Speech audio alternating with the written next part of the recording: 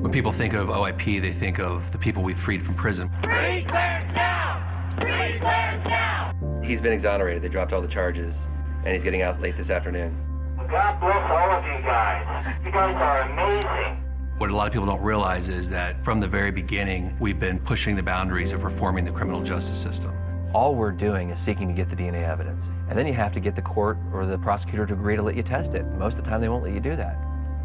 Things just don't happen immediately. You've got to really sort of prime the pump, and you've got to set the stage.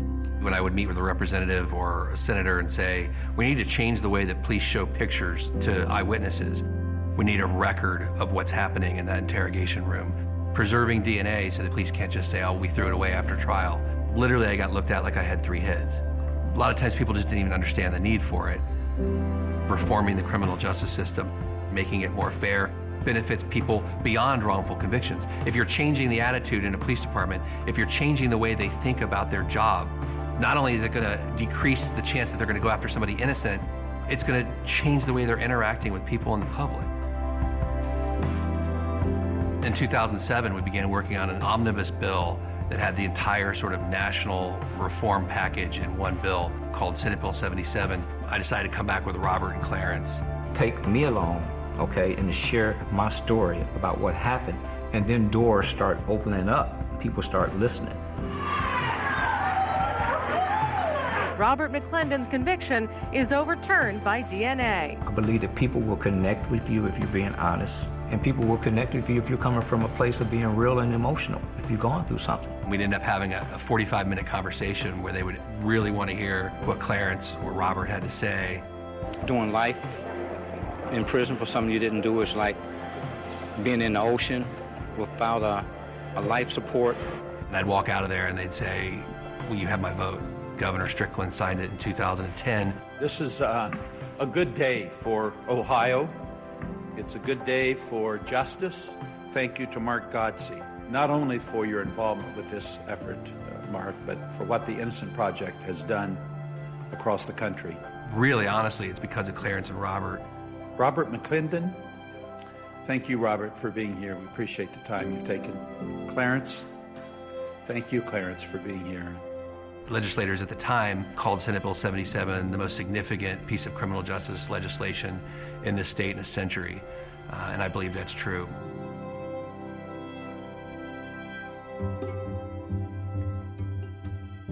I'll now call on Pierce Reed to come forward to testify.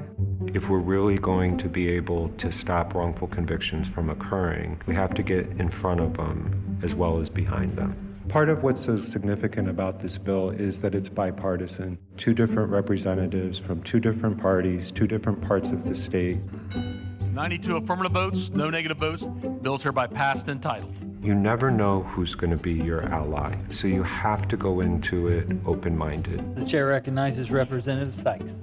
House Bill 411 that I passed into law, introduced that with a Republican colleague of mine. Please vote yes in concurrence. Also, this is a wonderful bill, and I thank you to my joint sponsor. We think this is a very sound bill. It has been endorsed by the Ohio Innocence Project. We could always call on them and say, this is one of the roadblocks we're coming up with. Is there some case law around this? Because we're hearing something different, and they could come back and advise us. 81 affirmative votes, 3 negative votes. The Senate amendments are agreed to.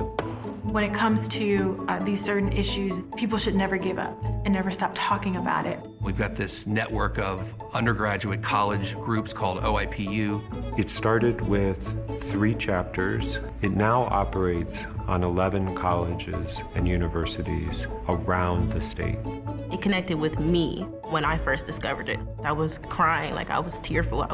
I couldn't believe this happened so frequently. They're putting on events, they're having speakers, they're creating social media posts. A few of our events, people did not know what Ohio Innocence Project is, so informing the public is very important when it comes to OIPU. It teaches the forensic investigators, the future lawyers, the police officers about what we can do better.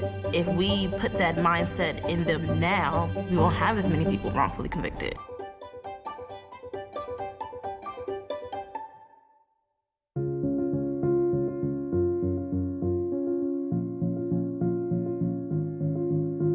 I noticed that people will get frustrated because the change is not quick. New people that come to this movement, or they start an Innocence Project in another state, They'll talk to me and they'll say, I've been doing this for 3 years and I see very little change. That's the wrong attitude, because this is going to take decades.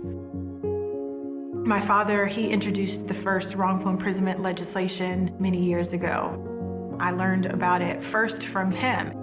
One of the worst things that the state can do is wrongfully imprison someone, take their liberty and take their life and take time away from their families and their communities, and we have to right these wrongs. Dean Gillespie likes to say, when he was in prison, he was hollering and screaming that he was innocent. I didn't do it. I did not do it. I'm not the guy. We've got to be hollering and screaming. This has to change. I could spend a day here just talking to you about tragedies. It's not particularly uplifting. You have plenty of other tragedies to deal with. But I think a lot of those cases that are most tragic are ones where it was someone who believed in the system. And many of them, the first time they realized that they had made a mistake was when they heard the word guilty. We are the organization in Ohio that has a track record of engaging in criminal justice reform, changing police procedures, documenting police procedures, training police properly, changing the culture in police departments. It could be any one of us in that position. Majority of our clients are people of color, and I think the biggest thing about it is the socioeconomic background. They don't have the money to fight the way they need to fight within the system, and unfortunately, with the criminal justice system and the way it is now, money speaks a lot. Saving people's lives, how can you put a number on that? How can you put a price on saving somebody's life? None of this would be possible without our donors. Every dollar given to OIP is going straight into helping some hardworking, underpaid person who's trying to change the criminal justice system. They were my dream team because they made my dreams come true. As corny as that may sound, it's true. As long as we know that there is kind of a watchdog and someone that's going to be out there holding people accountable, that means the legislature, that means executive branch, that means the judicial branch, we need that. It's a long-term process. It's not going to be a quick fix, but we got to keep hollering and screaming.